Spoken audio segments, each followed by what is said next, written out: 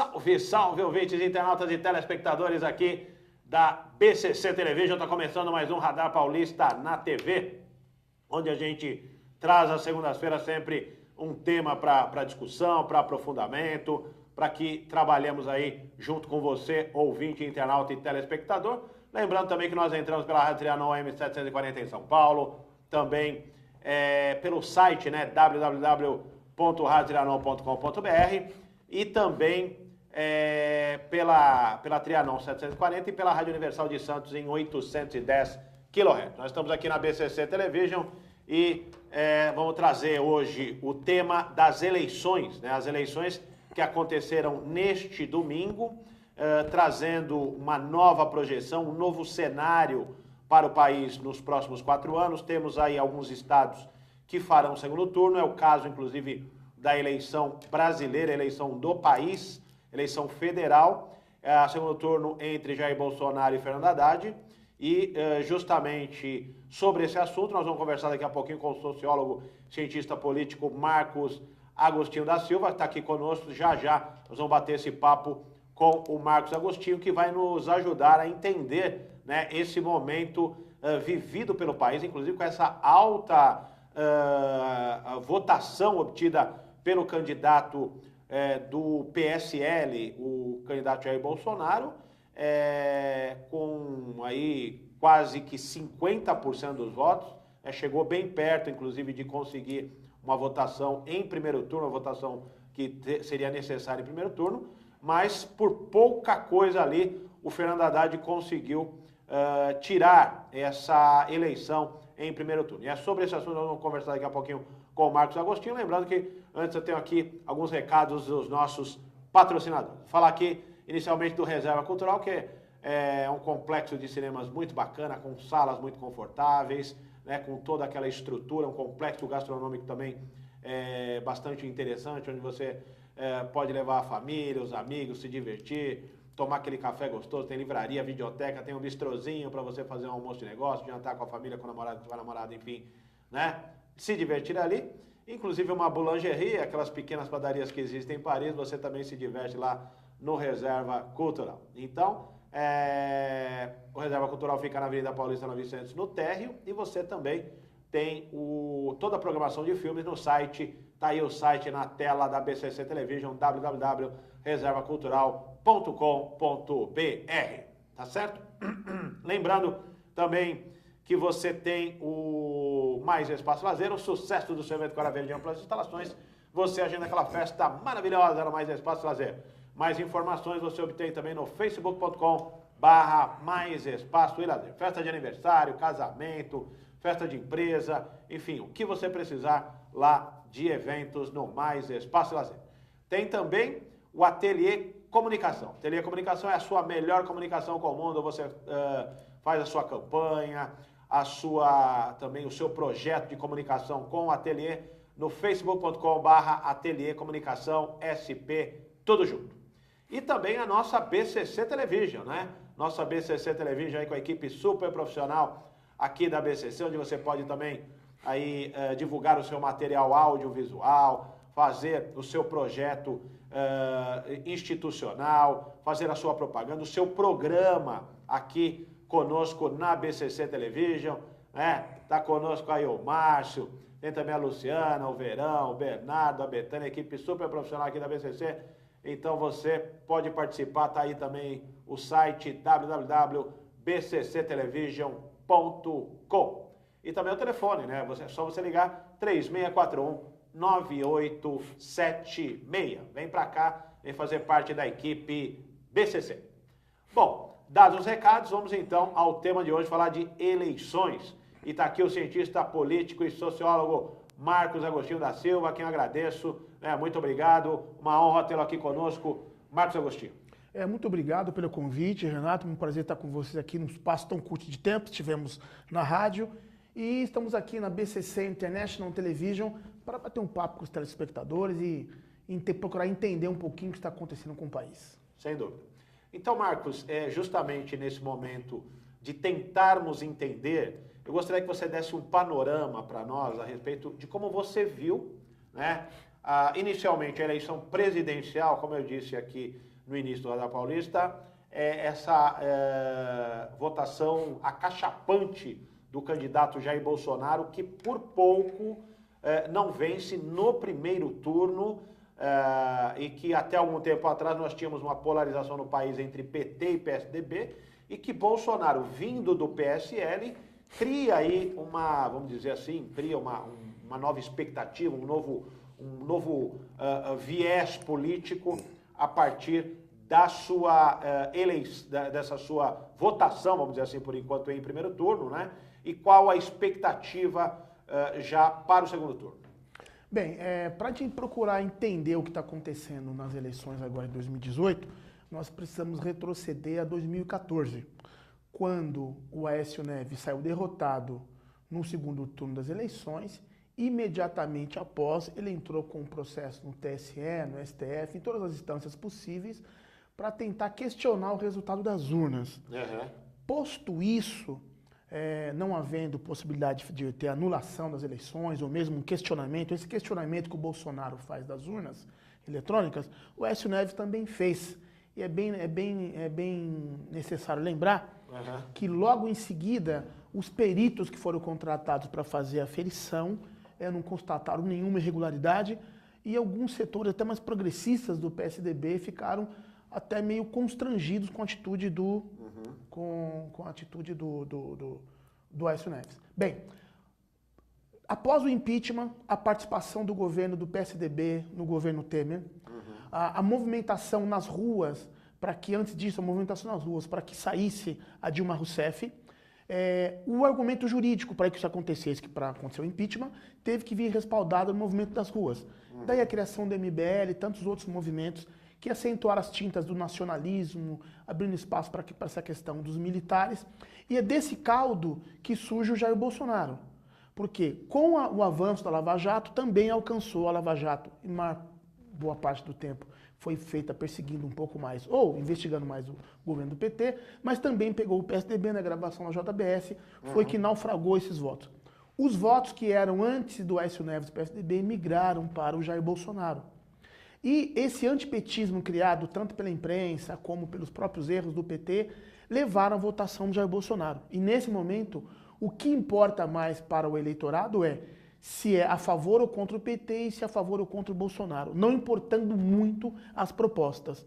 Nesse sentido, esses 46% contra os 24%, se não me engano, que é para o Fernando Haddad, muito dificilmente será revertido. Esses 4%, ao que me parece, estão consolidados no Jair Bolsonaro, esses 46%. Esses 4% que falta, muito provavelmente virá daqueles que votaram tanto no Amoedo, que votaram mesmo no Álvaro Dias, no Geraldo Alckmin, e parte daqueles que não votaram em ninguém.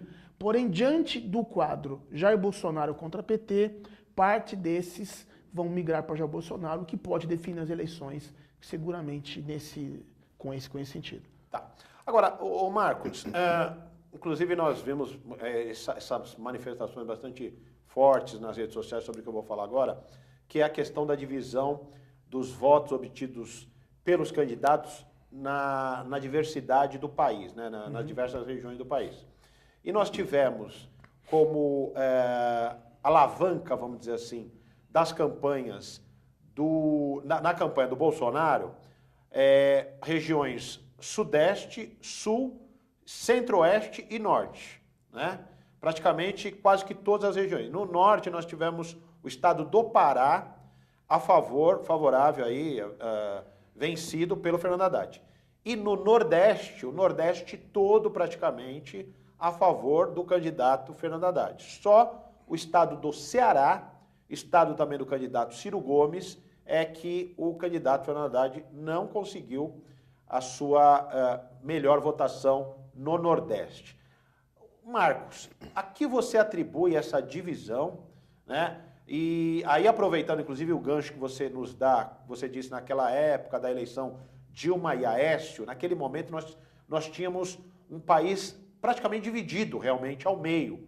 Hoje nós vemos o país, como até você mesmo disse agora aqui também, que o Jair Bolsonaro tem um apoio muito maior e que dificilmente ele perderá no segundo turno.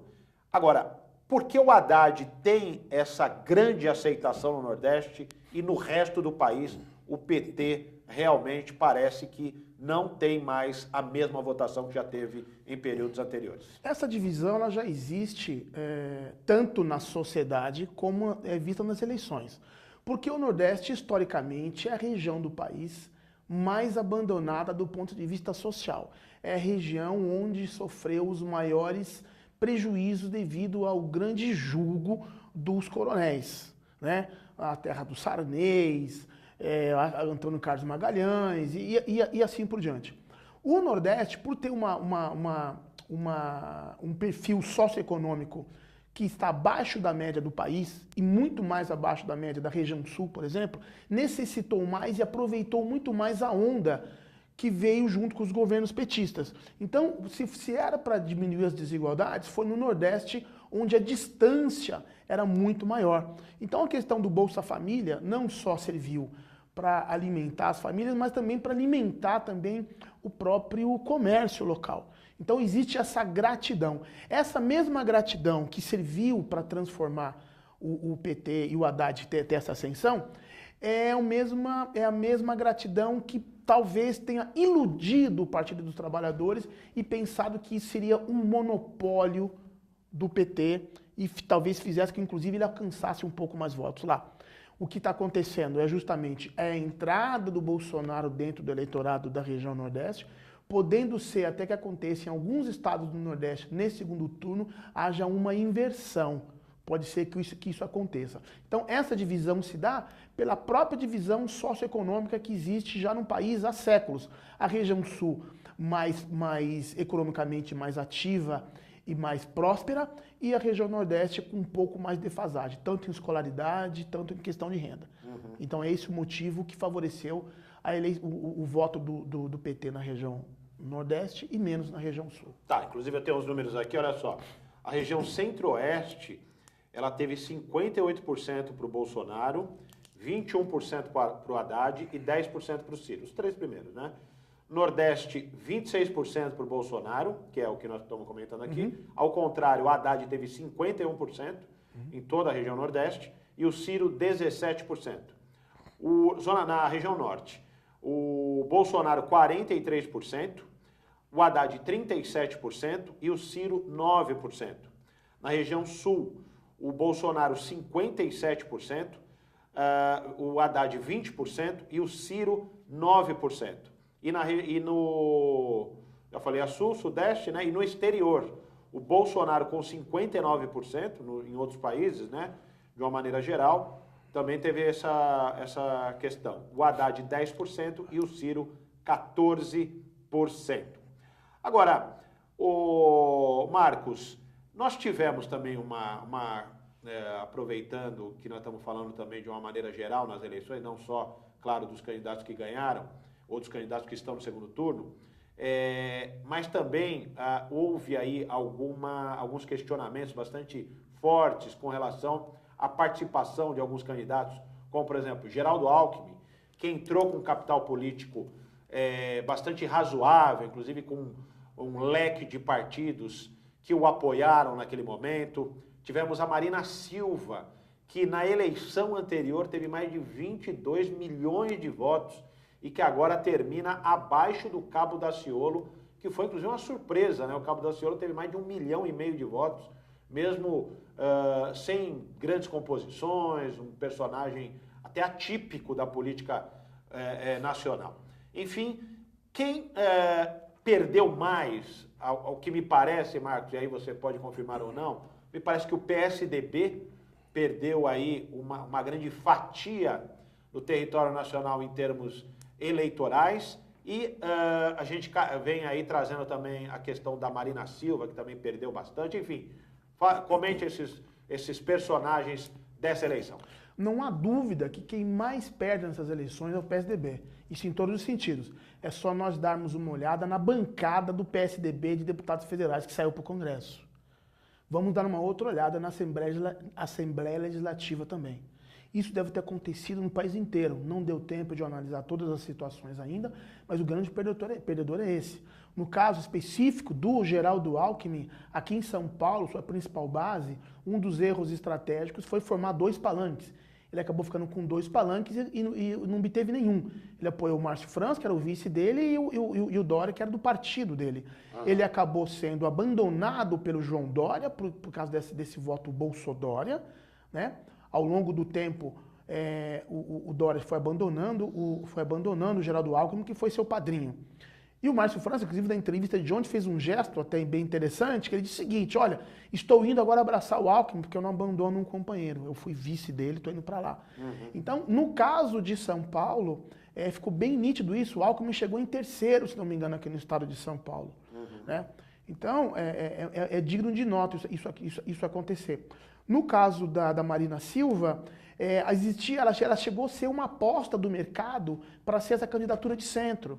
A Globo, a Folha de São Paulo, em alguns momentos, sobretudo naqueles momentos que entrou o Joaquim Barbosa, saiu o Joaquim Barbosa, né? A Marina chegou a bater 16%, seria uma dessas alternativas. Né? A própria candidatura do Amoedo, que seria, em tese, deveria estar dentro do PSDB com aquele perfil, ele trilhou um outro caminho, o Álvaro Dias a mesma coisa. Então, ao longo do tempo, foi sendo despedaçado, né? E a própria postura do Aécio Neves, que sequer conseguiu concorrer à reeleição ao Senado, já foi um sinal de que isso poderia acontecer. E no caso do Daciolo, só para fazer essa pequena observação, o Daciolo de hoje é o Bolsonaro de ontem. Então, muito cuidado ao tratar candidaturas como o Daciolo como uma piada, porque parece que o eleitorado brasileiro, boa parte dele, sobretudo as pessoas, inclusive muito instruídas, estão preferindo piadas e memes a candidatos e propostas sérias.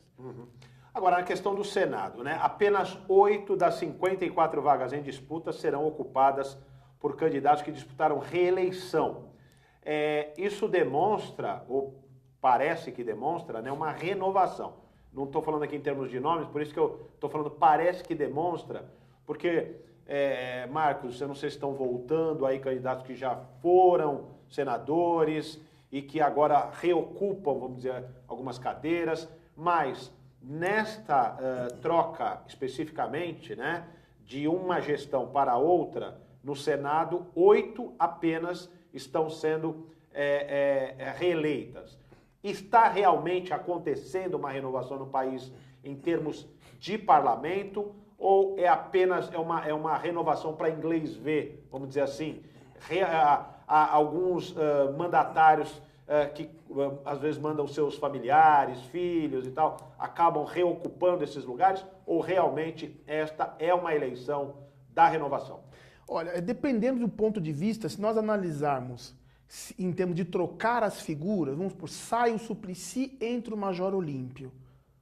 Correto? Então você está trocando, você está renovando. O Major Olímpio nunca foi senador e o Suplicy já foi. Sim. Rio de Janeiro, sai o Lindenberg Farias e entra o filho do Bolsonaro. O Lindenberg era uma pessoa que já tinha mandato e o filho do Bolsonaro, ele é um novo. Sim. Correto? Agora, nós precisamos entender o seguinte, a renovação é apenas você mudar a pessoa que ocupava o cargo ou nós temos que analisar isso do ponto de vista das ideias? Se eu coloco, isso tudo depende do ponto de vista de cada um. Se eu tiro ou se eu não elejo um senador que ele tem como propósito garantir a vida, garantir os direitos humanos, de batalhar por uma renda mínima para aqueles que não têm condições de ter uma vida digna sem ter o recurso do Estado, e isso reflete muito a população das periferias de São Paulo, todas as capitais, e também no Nordeste. E você coloca um outro, que é um novo, mas ele acredita que o problema será resolvido eliminando, inclusive fisicamente, 2% de vagabundos e marginais, como é o discurso do Major Olímpio. Tá certo? Então isso não é uma renovação, isso é um retrocesso.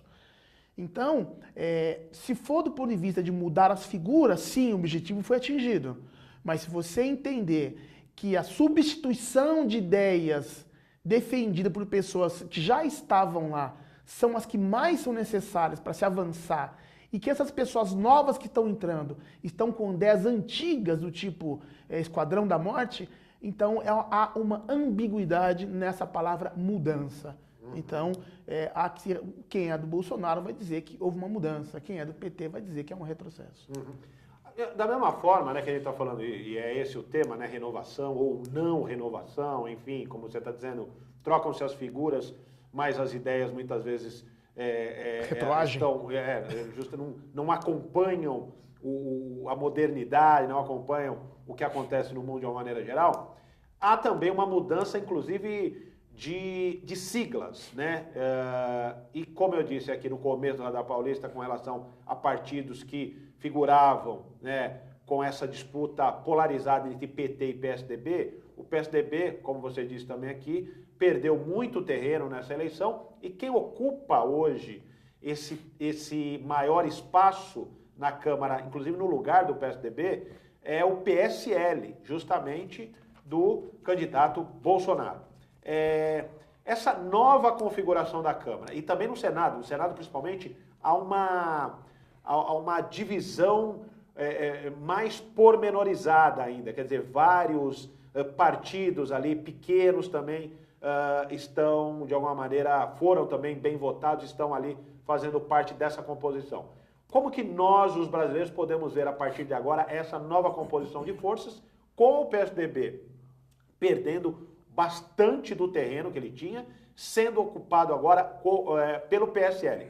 Aí eu te pergunto, o PSL seria realmente o substituto do PSDB neste momento? O PSL teria condições, teria força para seguir ao longo aí dos próximos 4 anos e arregimentar, inclusive, outras alianças importantes, assim como o PSDB veio ao longo dos anos também crescendo na cena política brasileira?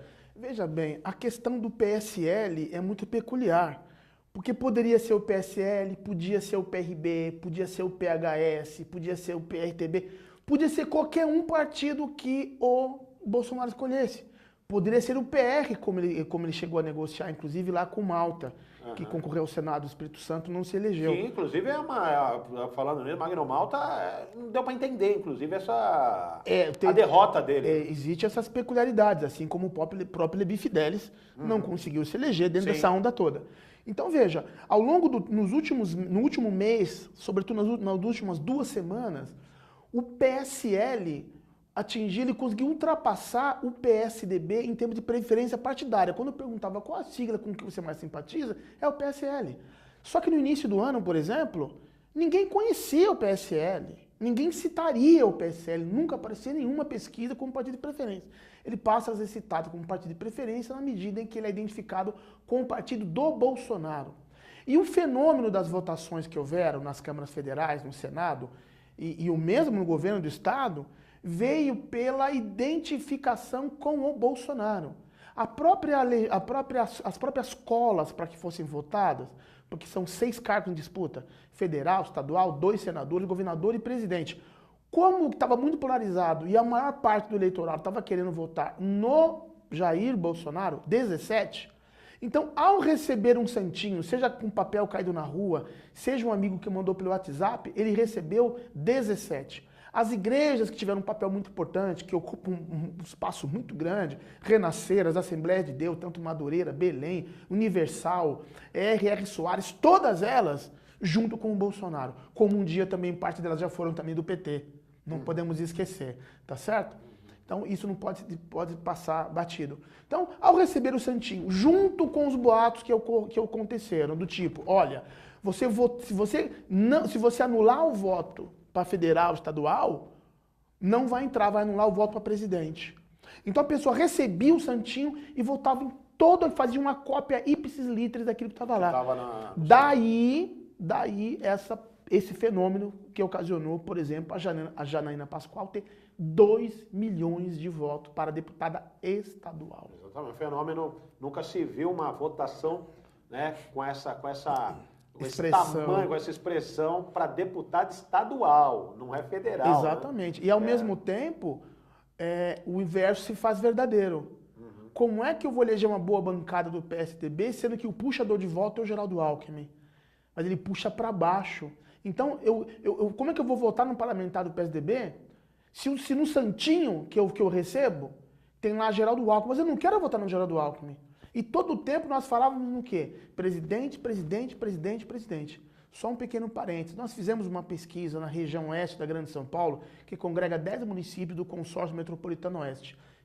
Terminamos a pesquisa na quarta-feira, que antecedeu as eleições. Apenas 22,5% somado federal e estadual dos eleitores sabiam o nome de quem ia votar. 2 a cada 10, na quarta-feira, já haviam escolhido candidatos. 80% dos candidatos eleitos foram escolhidos nos últimos 2 dias, 3 dias, ou mesmo do sábado para domingo. E isso que ocasionou uma mudança muito séria nas pesquisas, nas últimas pesquisas, e que não conseguiu captar, por exemplo, que o Major Olímpio passaria o Eduardo Suplicy. Sem dúvida. Bom, nós temos aqui ainda vários outros assuntos. Aliás, se a gente ficar aqui o dia inteiro conversando, é assunto que não acaba mais, mas a gente precisa dar realmente essa resumida para você e para nós entendermos o que vem acontecendo no país em termos políticos. E eu te convido a ficar aí ligadíssimo. Já já a gente volta com o segundo bloco do Radar Paulista na TV.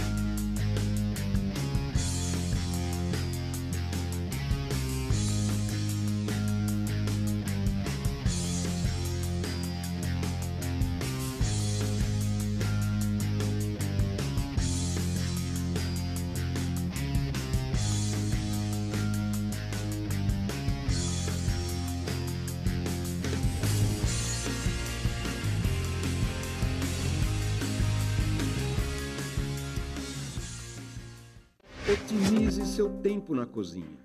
O forno elétrico Lair é um eletrodoméstico prático e eficiente, ocupa pouco espaço e muito bonito. São diversos tamanhos e modelos que deixam seu assado mais uniforme e saudável, com controle de temperatura e fácil de limpar. Lair, há 78 anos fabricando fornos, fogões e churrasqueiras elétricos e a gás, com muita qualidade e beleza.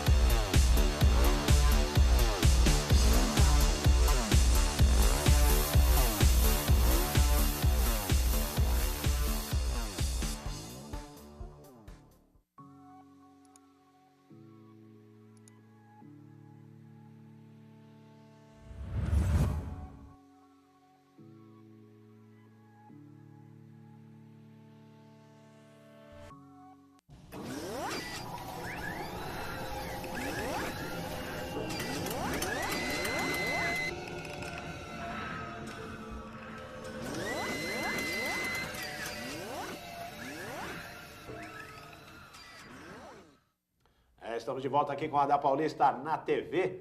Hoje estamos falando sobre as eleições, sobre a apuração, né, do que aconteceu neste domingo no país. Um dia cívico, aliás, um dia muito, de uma maneira geral, né, tirando um ou outro caso aí, às vezes de violência e tal, mas muito pequeno, né, o que aconteceu, eu digo de coisa errada, em razão de um dia muito especial, muito bonito para a democracia brasileira, né? Independentemente de quem é o votado, de quem foi o eleito, tem muita gente triste aí também no meio, mas enfim, faz parte, uns ganham, outros perdem, e é sobre isso que nós estamos conversando aqui com o cientista político e sociólogo Marcos Agostinho. Aí, Marcos, eu tenho aqui, por exemplo, alguns nomes, né, candidatos conhecidos, e que acabaram não se elegendo, né? Inclusive em função da Operação Lava Jato, né, que foi aí uma operação devastadora para alguns políticos. Nós tivemos, por exemplo, Maria do Rosário, candidata a deputada federal no Rio Grande do Sul, que não conseguiu se eleger. Lindbergh Farias, candidato a senador no Rio de Janeiro, que você já comentou. Dilma Rousseff, que foi a presidente da República e que também não conseguiu se eleger. E como você também falou, as pesquisas não conseguiram captar, inclusive que ela não perdeu apenas, não perdeu de maneira apertada, não. Caiu terceiro, quarto lugar lá no Rio de Janeiro, teve 15% dos votos. O Roberto Requião, do MDB, candidato a senador, que já foi governador do Paraná também, uma pessoa muito bem votada de uma maneira nas eleições anteriores. Eduardo Suplicy, candidato a senador em São Paulo. Chico Alencar, do PSOL, no Rio de Janeiro, também o candidato a senador. E o Magno Malta, que nós também comentamos aqui, muito próximo, inclusive, do Jair Bolsonaro e que também não conseguiu se eleger. A que você atribui, Marcos, inclusive essa questão das pesquisas, né? Você já deu aí meio que uma dica, né? Quer dizer, por que os institutos não conseguiram captar essa mudança no eleitor? Mas a Dilma é até estranho, porque ela vinha realmente lá em Minas Gerais nessa liderança nas pesquisas há já algum tempo. Quer dizer, os eleitores em Minas Gerais mudaram assim de uma maneira muito repentina. A que você atribui essas não eleições destes personagens? Olha, Renato, para a gente que trabalha no meio, é muito fácil a gente entender isso. Até porque as pesquisas, elas têm uma limitação. As pesquisas não são um oráculo, as pesquisas são fotografias. E até um fenômeno que ocorreu nas eleições desse ano, a quantidade de pesquisas realizadas e a diversidade delas. Uma novidade que teve nessas eleições foram as pesquisas realizadas pelos fundos de investimento, por investidores, pelo mercado financeiro. Não bastava apenas eles ficarem esperando o Datafolha, Ibope ou qualquer uma outra. Eles queriam ter também as posições deles para também, além de especular no mercado, tanto com moeda como a bolsa, também fazer as apostas dele no que vão fazer, onde vão colocar seus ovos em cada cesta. Sim. O fenômeno Bolsonaro é que determinou essas viradas. E cada local, cada estado teve uma especificidade. No caso de Minas Gerais, a derrocada da Dilma foi ali, ficou meio que incubada. A partir do momento que a determinação do ex-presidente Lula de fazer um acordo com o PSDB para que ele não viesse junto com o Ciro Gomes, ele automaticamente tirou a candidatura do PT de Pernambuco e, em troca, foi retirada a candidatura do Lacerda do PSB em Minas Gerais. O Lacerda serviria como uma barreira, como uma cerca viva desse embate entre o Pimentel e o Anastasia. Saindo o Lacerda, ficou sem uma terceira via no Estado. E essa terceira Mas, pelo jeito, criou-se uma terceira via. Criou-se uma terceira via muito mais profícua, haja visto que era nova. Esse sinal em Minas Gerais já havia sido dado com a eleição do ex-presidente do Atlético pelo minúsculo PHS como presidente da capital. Ao mesmo passo que no Rio de Janeiro aconteceu a mesma coisa. A eleição do Crivella não foi à toa, mesmo com a Veja e a Globo, na última semana para a eleição para prefeito, chegando quase que explicitamente apoiando o Freixo do PSOL, o Crivella conseguiu ganhar as eleições. Então você tem lá o Eduardo Paes, Romário, mais um outro, num estado que está assolado pela corrupção, pela intervenção militar, e o concorrente é um juiz, aliado ao Bolsonaro, aliado ao Bretas, associado ao Moro, a população fala, quem sabe aqui a gente não consegue trazer uma lava-jato permanente para cá e etc. E essa votação estrondosa do Senado, né? O filho dele também, outro filho que era vereador, concorreu a deputado federal, deve ter sido eleito para o Rio de Janeiro também. Então, Você diz o filho do Bolsonaro. Exatamente. Deve ter um ao Senado lá e um ao governo federal, a deputado federal também lá. Sim. Então, esse fenômeno pegou todo mundo. Pegou o Suplicy em São Paulo da mesma forma, deve ter pego o Requião. Em alguns outros lugares, né? No caso lá do Magno Malta, que foi até uma contradição, mas deve pelo acirramento que ele teve, e sem contar que no próprio território dele, né, essa pregação do Magno Malta pela família, pela igreja, por Jesus Cristo, etc., no estado dele mesmo, ele não consegue enganar as pessoas. Porque, falando de família, né, nos trata Às vezes a personalidade dele não bate. Não é nem a personalidade, é o seguinte, ele casou-se com a ex-mulher de um parceiro de igreja dele, de um outro pastor. Então, dentro da própria igreja dele, dentro dos evangélicos, não ficou muito bem para ele no estado dele. Então, na verdade, é uma pessoa que defende a família, mas cometeu adultério. Então, cada lugar tem sua especificidade, mas o que resolveu mesmo foi a questão do Bolsonaro. O voto contra o que aí está, independente do que seja ou quem seja, foi o grande favorecido e os seus representantes obtiveram o maior número de votos. E em contrapartida, nós tivemos também, por exemplo, o Aécio Neves, que conseguiu a sua eleição, mas, vamos dizer, numa instância inferior, né? Porque antes ele era senador, o Aécio Neves, e passou agora a ser deputado. Conseguiu se eleger, mas como deputado e não mais como senador. Exatamente. A mesma coisa a Gleisi Hoffmann, do próprio PT, que também era senadora e agora passa a ser deputada.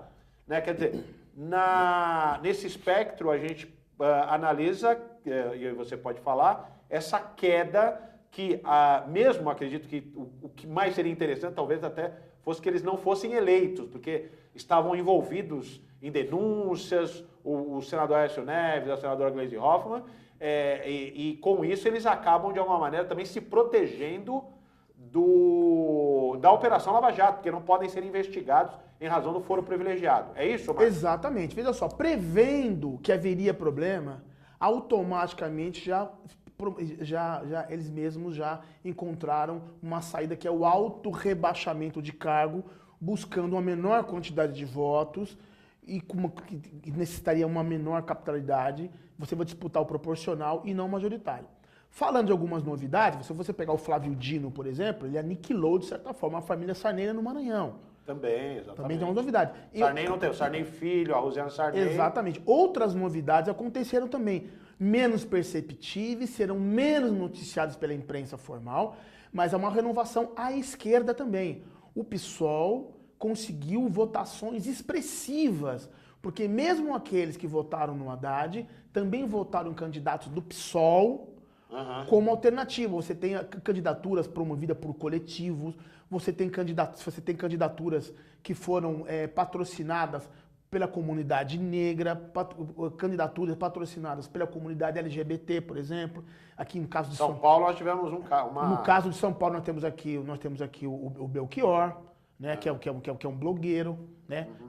Você tem lá a Érica Malunguinho, que é uma trans, né, que é proprietária de um espaço chamado... eu vou me lembrar o nome do espaço. Mas o espaço que você diz em que sentido? É um espaço que reúne pessoas que são defensoras das questões LGBT, da cultura negra. Então, é um espaço um pouco mais à esquerda, que de certa forma foi abandonado na prática pela militância petista devido ao seu alto grau de burocratização e diminuição desses espaços, que a própria militância vai encontrando alternativas, os eleitores a mais à esquerda vão encontrando outras alternativas. Assim como o próprio eleitor do Geraldo Alckmin, mais ao centro, foi encontrando outras alternativas mais à direita, né, para promover essa renovação. Então teve uma renovação à esquerda e à direita. Se não me engano, o PSOL conseguiu mais uma vaga, além daquela que ele tinha na Assembleia Legislativa de São Paulo, por exemplo. E o pessoal, você acha que ele assume esse papel que outrora foi do PT, com um partido mais à esquerda, realmente mais questionador e mais vanguardista, inclusive, e o PT fica mais à direita do que o pessoal vai ficando cada vez mais à esquerda, mas com papel também ali protagonista nesses cenários?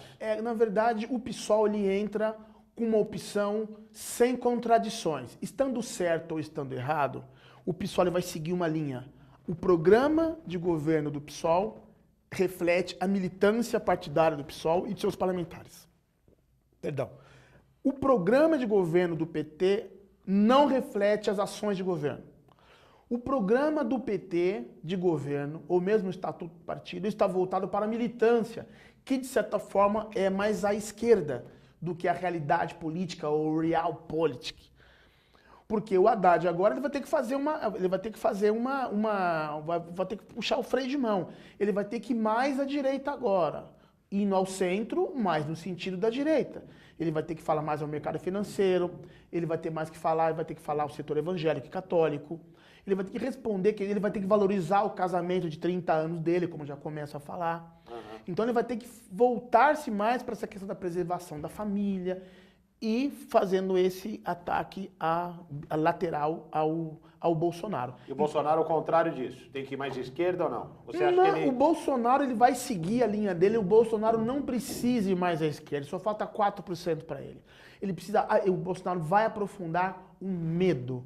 O Bolsonaro vai acentuar isso, porque no campo das propostas é impossível o Bolsonaro, quer dizer, não adianta ele querer vir agora fazer proposta, até porque não tem proposta. A proposta do Bolsonaro é ser contra o PT. E a proposta dos eleitores do Bolsonaro é ser contra o PT. É questão em cima, vocês querem que o PT volte? Sim ou não? Se vocês querem que ele volte, e volta tudo aquilo, e volta o kit gay, e volta... Enfim... É isso, não tem proposta. Tanto é que ele não vai ser entrevistado pelos órgãos de comunicação. Ele vai fazer as lives dele e acabou. Olha só, por exemplo, nós estamos falando aqui das votações, deputados federais por São Paulo, primeiro colocado, né, como foi dito, Eduardo Bolsonaro, que é filho do Jair Bolsonaro, do PSL, ele teve 1.843.000 votos. A segunda colocada foi a Joyce Hasselmann, do PSL, também do Partido Bolsonaro, com 1.078.000 votos. Em terceiro, Celso Russomano, do PRB, com 521.000. Já cai bastante ali do segundo para o terceiro, viu, Marcos? Sim, de 1 milhão para 500.000 no terceiro colocado. Quarto vem Kim Kataguiri, do Democratas, com 460.000. Depois vem o Tiririca, do PR, que consegue de novo se manter. Teve uma época que o Tiririca falou que ele não queria mais saber de política e tal, mas volta o Tiririca para o cenário. E aí nós temos aí essas figuras, né? O Tiririca, tem o Alexandre Frota também, que também pertence ao partido Bolsonaro, ainda que seja muito também pondo em interrogação o Alexandre Frota dentro de um partido que justamente é um partido de direita, sendo o Alexandre Frota a figura que ele é, né? Um ator de filmes pornôs e tudo mais, e o Tiririca como um palhaço aí também, que é um palhaço, né? Eu digo palhaço como profissão, e que se mantém aí na Câmara. Essas personalidades vão continuar com essas votações expressivas? Eu não tenho nem visto ultimamente o Tiririca mais na televisão e tal, mesmo assim ele continua mantendo. Como é que você vê essas personagens que muitas vezes não tem ligação nenhuma política, apesar de que o Frota, até que nos últimos anos, aí tem se colocado como um líder da direita, né? Quer dizer, comenta um pouco esse assunto também, A questão, assim, no caso, começando pelo Tiririca. O Tiririca teve uma expressiva votação, só que 1 milhão de votos a menos do que a primeira eleição que ele teve. Tá? Ele teve 1,5 milhão de votos, se não me engano, na primeira eleição. Tá? Então, isso é digno de nota. E ele, muito provavelmente, instado pelo seu próprio partido, disseram o seguinte para ele: Tiririca, para de brincadeira e palhaçada, uma vez entrando no jogo, você não pode sair, não. Não é assim fácil você entrar e sair. Porque nós colocamos você, bancamos seu status quo, para que nós tivéssemos eleitos na rabeira, porque na esteira do Tiririca tem mais 2 ou 3 do PR. Na esteira do Bolsonaro, do filho do Bolsonaro, que sumiu no e-mail, vem mais 4 ou 5 com sobrenome de coronel, ou capitão, ou inspetor, alguma coisa do tipo. E da House também. Então, a boa parte da bancada do PSL de São Paulo vem para as expressivas votações dessas pessoas, assim como na Assembleia Legislativa também, com a Janaína Pascoal. E se ela fosse eleita federal, talvez tivesse essa expressão, talvez até mais votos ainda. Kim Kentaguiri, por exemplo, ele era daqueles que bafejavam pela rua aí, que temos que mudar tudo, fora os partidos. Ele gritava nas manifestações de rua, partido não. Né? E agora está no Democratas. Uma pessoa que luta contra a corrupção, você acredita que ela está bem abrigada no Democratas? Então não faz muito sentido. Né? Você tem também aquela policial, né, que está no partido, se não me engano, está no PR, foi eleita pelo PR, se não me engano, está na coligação com França, aquela que atirou em autodefesa, atirou naquele meliante na porta da escola. Foi premiada. Teve uma votação, teve mais de 250 mil votos. Agora, não dá para se manter essa votação com estrionismo. Né? Vamos aguardar a atuação dessas pessoas e o próprio eleitorado trata de manter ou trocar. Né? Mas a qualidade é muito ruim. Marcos, infelizmente nosso tempo está acabando. Para a gente dar uma finalizada aqui, gostaria que você comentasse de maneira breve a eleição no estado de São Paulo, onde nós tivemos o Dória e o Márcio França, como você acabou de dizer, né, como postulantes aí ao cargo, já que eles se classificaram para o segundo turno. Bem, a questão do João Dória, ele foi muito feliz na sua estratégia de abraçar o Bolsonaro, mas muito infeliz em trair o Geraldo Alckmin, muito infeliz em colocar palavras contraditórias. Na entrevista que ele deu na Jovem Pan, ele dizia, por exemplo, que não aceitaria jamais o apoio do Bolsonaro e agora já está declarando apoio do Bolsonaro. Né?